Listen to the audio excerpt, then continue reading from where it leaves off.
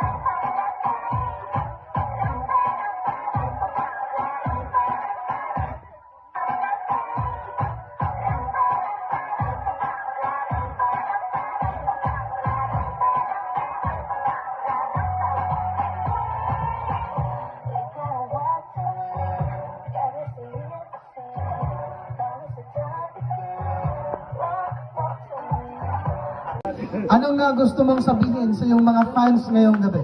Maraming salamat. Ayun, so ready ka na? Kung ready ka na pumunot ng isang katanungan at nang sa ganon, ay mabasa ko ng 2 beses.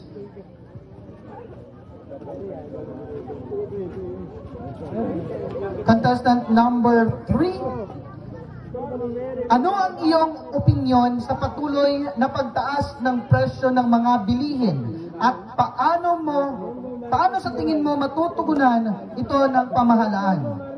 Ano ang iyong opinyon sa patuloy na pagtaas ng presyo ng mga bilihin?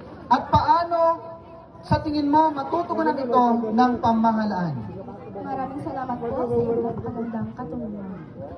Ito po ngayon ang isa sa pinakamalaking problema na ating kinakaharap. Kabilang na rin dito ang ating mga magsasaka.